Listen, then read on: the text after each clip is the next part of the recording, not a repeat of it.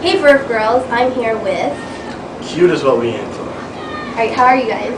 Great. How do you like Toronto so far? It's amazing. Have you got to go around and stuff, or...?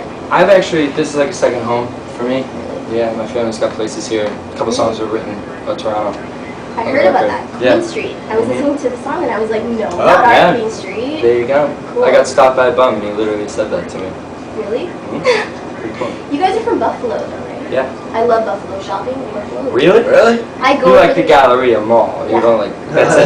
You know, yeah, I know exactly Tony what you're Walker talking about. Center. Nice. Okay, so I'm going to talk about the Rolling Stones, okay? Okay. You guys were on the Rolling Stones 10 Artists to Watch, but you guys were really young when Yeah, that it was was listed. 06 or something. Back in the day. Okay, do you think that's a good thing or a bad thing? To be really young and be listed as that? I don't know. It was cool and everything. I have it framed on my wall, but it didn't mean anything. Yeah. Look, if you look at all the other artists that were in that top 10, no one's done anything. So I don't think it was a big deal at all. The bands to watch, so maybe Yeah, it's gonna be. it was cool. Maybe they were preemptive a few years in advance, but no way. I think when you have to worry about being young is when the success literally equates to the top 10. You know, like a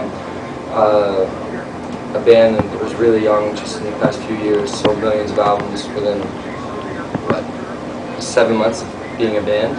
That's crazy. I can imagine it must be hard for them to keep running, but no way. I don't know. Just kind of got us excited, like to almost give us the drive. Did you guys have a lot of high expectations when you started? No, not at all. That was the coolest part. We set them super low just because you never want to be let down, kind of vibe. It all worked out. And okay, for your album, how is the recording and the writing process like? Oh, I mean, the writing process, it started with us going to the studio with a few ideas that Jeff, Sean, and I had jammed in Buffalo, in Sean's basement. And then we kind of just put the CD together as it went, you know what I mean? We just took the ideas that we had, tried to put them together in a week or two, and then over 3 months kind of just grinded out the whole process. Like, I don't think any of us were ever involved in a recording process or anything quite as in-depth or as... Magnitude. Yeah, I mean, you know, it demanded a lot out of us, and we kind of, just rolled with it. You know, it was our first time, but obviously we came out with something good, you know? Yeah. What were your influences for this album?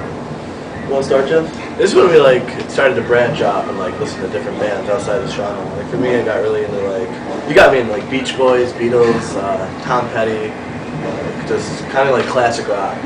Tom Petty, Roy Orbison, like the original songwriters. You know, the guys who Wrote stories. yeah, the Bob Dylan, the guys who pioneered, you know, songwriting. Bruce Springsteen. Because if you think about it, who are we to learn from the people who are just, you know, regurgitating the standard? Why not go back to the standard and try? And not necessarily do like a Panic at the Disco, like tit for tat almost thing, but just take away the positive and try and work our twist on it. Well, you can hear that, because songs like Lockdown, you know, they're like a story. You know, Sean actually tells a story that you wouldn't normally hear from someone like him, but you know, I'm sure drawing from those influences in the past, that's what they always did. They always put themselves in a character's perspective.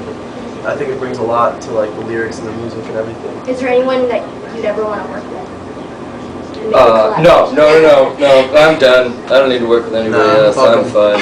No, of course, you. Sting. Yeah. Could you imagine working with Sting? I mean, the sky's the limit. We're willing to work with anybody ever. So, Yeah, man. Jeez, if Ace of Base wanted to put on a new jam, I like Ace of Base. Of course you do. Who doesn't? Duh. We would definitely collaborate with them, but we'll see. I don't think they're very big. Okay, so there are a lot of bands out there. Like, let's admit, there's so many bands out there. So what makes you guys different from everything out there? We still don't know. Yeah. You know?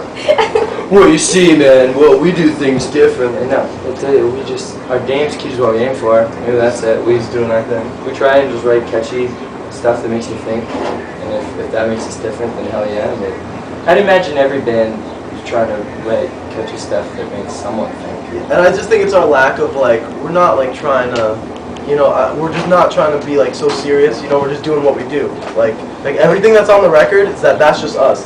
That's exactly what we were going through. That's exactly what's on our minds. We didn't have a theme that we wanted to, you know, weave into it. If it happened like that, then it just happened, you know? So I think that's what sets the band apart. Like, a lot of things just happen naturally. Like, we don't have to force it. It's not a conscious effort. Yeah, exactly. Well, do you have any advice for any bands out there who are searching for a Good luck. Yeah. TLC, you know, treat people as you would like to be treated. A mentality for me that's worked since day one is treat people on the way up as you would like to be treated on the way down. A lot has to be said with just not utilizing MySpace as much as a lot of people tell you to, because that only goes so far, and especially now with how flooded it is, no one really And no one really takes it clicks seriously. here. Yeah, there's no cred there.